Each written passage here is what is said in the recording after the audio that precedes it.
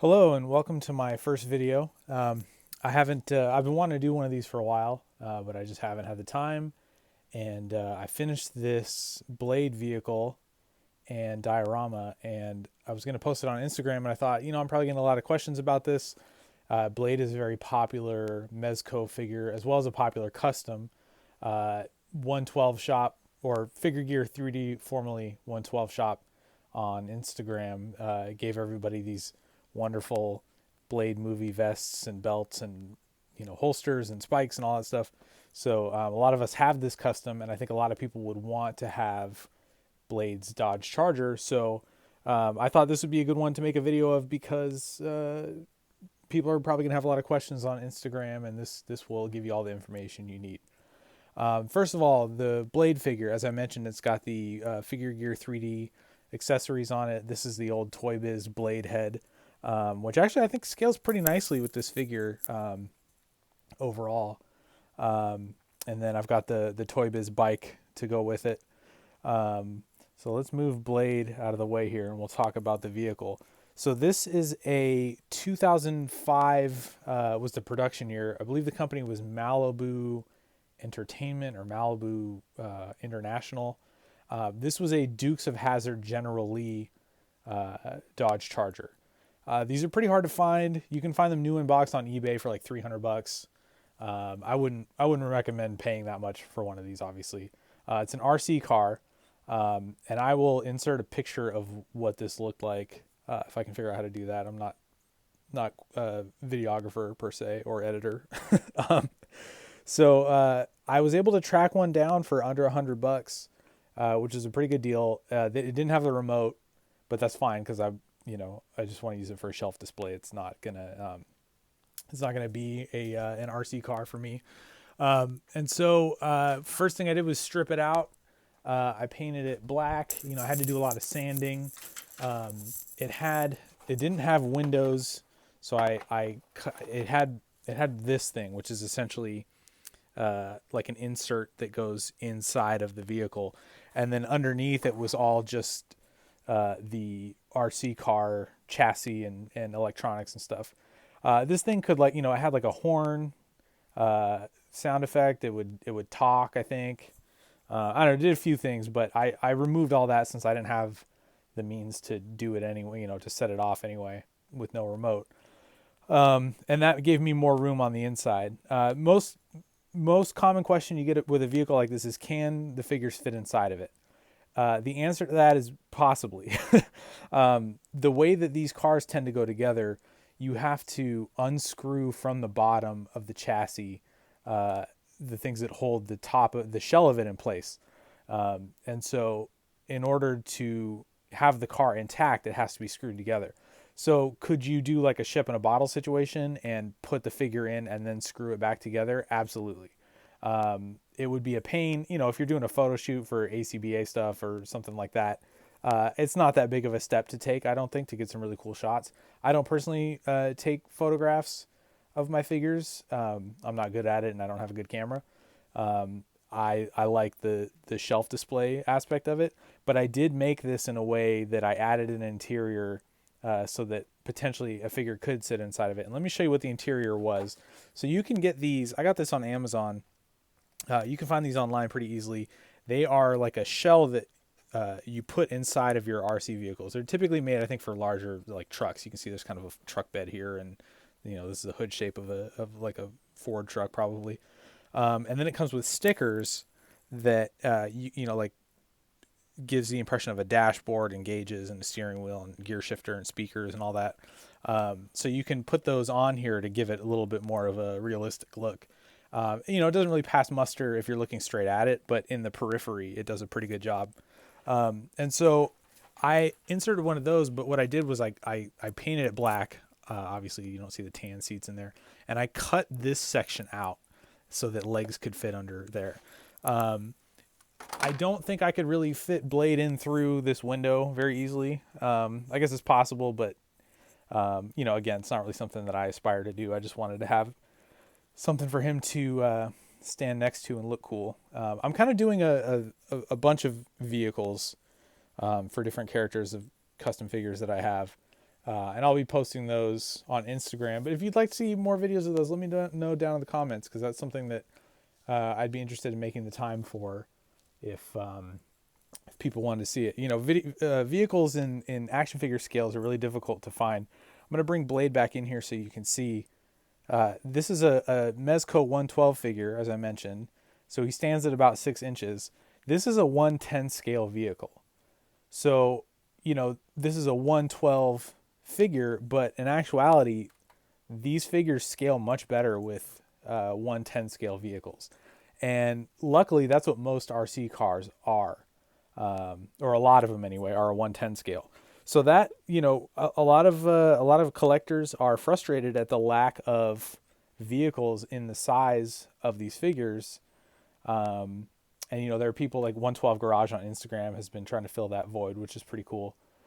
But I think they are actually easier to find if you are looking in the 110 scale. And I say that because I just got a Wenmac Mustang, which I'll show in another video, that I customized for John Wick, and the Mezco figure was way too big, and that's like a 112 scale vehicle. So I used my Mafex John Wick, or Mafex, however you want to say it, to go with it. So anyway, that's just a little tip when you're looking for vehicles. So again, this is a 110 scale. It was a General Lee, so it was bright orange. It had the, you know, the numbers on the side, the flag on the roof and stuff. So there was a lot of work done to this. Also, the vehicle the stance was super low. Like, it was almost like a low rider. You can see in the front, it sits pretty low. The back was like that too. So I ended up lifting it by, essentially like making these little brackets, that I can kind of rotate and lift or change the lift of the vehicle, the stance in the rear there. The hood scoop didn't exist. I made this out of an old Costco card. I wanted to make one of these, and I was trying to find a vehicle to use, and I got one of those monster truck Fast and the Furious Dodge Chargers, right? The Dom vehicle. Now this is supposedly a 112, and look at the size difference here, right? Like, this is 19 inches long. I think this is what, like 16, something like that. Hang on. Yeah, there's 12. And then, yeah, so it's like 14 and a half, 15 inches long. So, you know, this was going to be way too small. And at first I was like, okay, well, I can use this. I'll cut it. I'll raise the roof up. I'll lengthen the hood. You know, I had a donor car that I found to use as like the chassis, but the wheelbase was different. So there was just a lot that was going to have to go into it. And I was like, that's just too much work. Let me see what else I can find. Now, you can find you can get clear shells like the one I just showed you, that are clear in a 110 scale of Dodge Chargers, of a bunch of different cars. And that's what a lot of RC car enthusiasts use to make to build theirs. But then you got to get a chassis, you got to, get the right wheels, tires, all that stuff. I didn't want to do all that. I don't know how to do that. I don't have the time to research those materials. So I just wanted to keep it as simple as I could and find a car that was already basically intact. So an eBay search yielded this guy, and I found it pretty quickly. I actually found two of them. So I bought both from different sellers. One was on Mercari, one was on eBay. The one on Mercari smells like an ashtray. Like, it's in terrible shape. It works. It has the controller and everything. But the owner was a smoker. I mean, the car is yellowed with, nicotine. So I'm going to have to honestly run it through the dishwasher. A lot of people say use fabric softener or dryer sheets. I've done that with a figure before that smelled like smoke. I just ended up with one that smelled like cigarettes and a dryer sheet. So I have put vehicles that I've gotten, like, I got like a Justice League Batmobile, one of the pretty generic ones you can get that fits a 6-inch figure. I put that through the dishwasher and it came out great. You put it on the top rack, it doesn't melt. So I think I'm going to do that with this. Obviously or with the other one, that'll ruin the electronics, but again, I'm not in it for the electronics. So, it is what it is. It's either that or you have a car that is unusable because it stinks. The guy also put like some kind of a clear coat on it, and I think he applied it with a brush. So it's got like brush stroke streaks, and it's uneven, so it's going to be a lot of sanding. Anyway, point is, these things are out there. You can find them for decent prices if you keep looking. It might take a while. I got pretty lucky. But that's part of the fun of this hobby, and it's part of the name of the game. So anyway, I added the hood scoop. I used the blower motor that came on the Fast and the Furious one as a mold, and I just literally put a Costco card in boiling water, and then I held it over and molded it to the shape of the blower motor that came on the other one. It's not perfect, but it gets the job done. These hood pins are just little pieces of styrene, which is like a plastic sheet material you can get.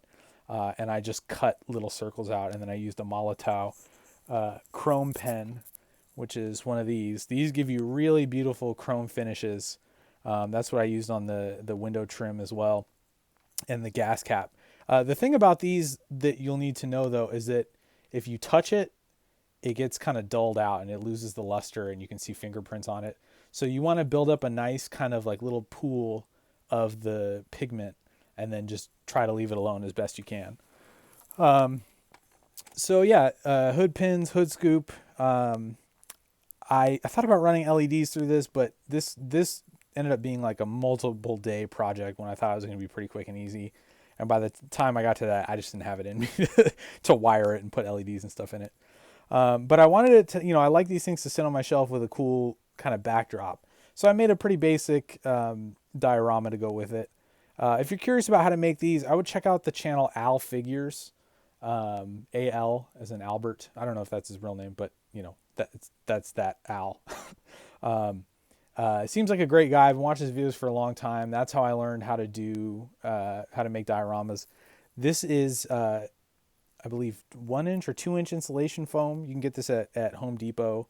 A big 24 by 24 square of it. It's pink originally. I'll show you what it looks like here. Here's a little section of it. And it's got like the Pink Panther on the logo, on the barcode sticker. It's pretty inexpensive stuff. I don't remember. I bought 4 of them for like under $25, I think.